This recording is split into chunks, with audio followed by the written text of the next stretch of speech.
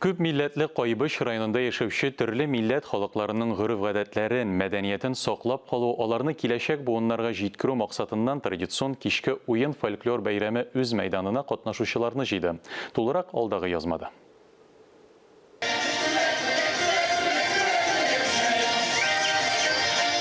Кичке уеннар элек-электән татар халкының иң матур, иң күркәм йолаларының берсе булып саналган. Кайбыш районында инде традицион рәвештә үткәрелүче кичке уен фольклор бәйрәме дә гасырлардан бирле дуст тәне аралашып яшәүче милләтләрнең иҗат осталыкларын, халык уеннарын киң катлам тамашачыга тәкъдим итү урыны. Бүген шуннан да бәйрәм һәм бәйрәм Кайбышның кыгына түгел, мин уйлыйм республика күләмендә. Чөнки менә бу уен, кичке уен монда гына түгел, Кайбышта гына түгел, бүтән районнарда да булса, мин уйлыйм безнең милләтнең киләчәге бик зур.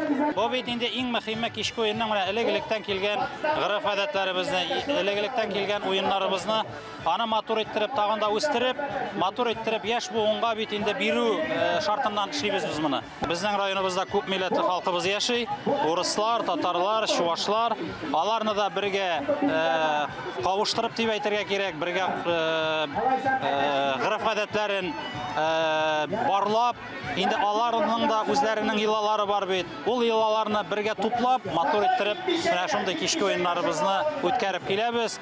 Элек-электән һәр милләтнең үзенә генә хас йола уеннары, гореф-гадәтләре бар.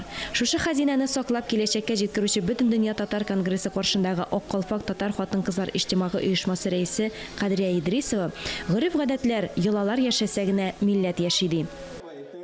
Гореф-гадәтләр, йолалар яшәсә генә милләт яши. Безнең аны кайчакта уйламыйча әйтәләр. Гореф-гадәтләр инде вак-төяк мәсьәләләр белән шөгыльләнәләр. Аңларга кирәк. Милләтне гореф-гадәтләр, йолалар яшәтә, безнең тормышның нигезе шуңа корылган. Традиция буенча бәйрәм Кайбыш районы халкының милли колоритын чагылдыручы авыл ишегалларында дәвам итте. Авыл җирлекләре әзерләгән татар, рус, керәшен һәм чуаш ишегалларында район башлыгы Альберт Рахматуллинны һәм бәйрәм кунакларын җыр бию эпитоз белән каршы алдылар. Бәйрәм менә Галия без исемен йөртә музей алдындагы бәйрәм мәйданда башланып китә. Без инде дә быел күбрәк кулачлы кунаклар киңрәк районнардан йөр, башка читрәк районнардан каршы алдык.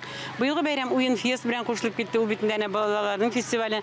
Безнең максатыбыз инде хәзер бу бәйрәмне үзебезнең Кайбышның бренды итеп республика дәрәҗәсенә күтәрү. Без инде район кысаларыннан атлап чыктык дип уйлыйм. Җыр, моң, бию, уен көлке белән узган бу кичке уен чын мәгънәсендә милләтләр бердәмлеге бәйрәменә әйләнде. Монда инде олысы кичесе, шулай ук төрле милләт халкы катнаша. Алар бар да бергә уйныйлар, бийләр, җырлыйлар. Ул сабан туйдан шуның белән аерылып тора. Район кысаларында гына башланып киткән бу бәйрәмгә быел тирә күрше районнардан һәм төбәкләрдән килгән үзешчән сәнгать осталары чыгыш ясый.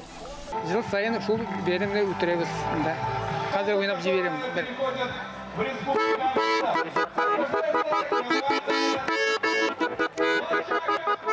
Кичке уен кысаларында уен фест фестивалендә балалар коллективлары катнашты. Аларга да, кичке уенда чыгыш ясаучы коллективларга да истәлекле бүләкләр, рәхмәт хатлары тапшырылды. Бик матур оештырылган, рәхмәт безнең район җитәкчебезгә, шундый республика күләм кичке уен безнең республика күләмгә чыкканына. Бик канәгать шушы бәйрәмгә. Менә без пенсионерлар булсак да киләбез дә утырабыз. Алланың рәхмәтләре яусын безнең башлыгыбызга. Йолаларны, кичке уеннарны оештырып, киләчәк буынга мирасыбызны түкми-чәчми тапшырып калдыру һәр төбәкнең төп бурычы. Алия Галиуллина, Тахир Хасанов, Татарстан яңалыклары.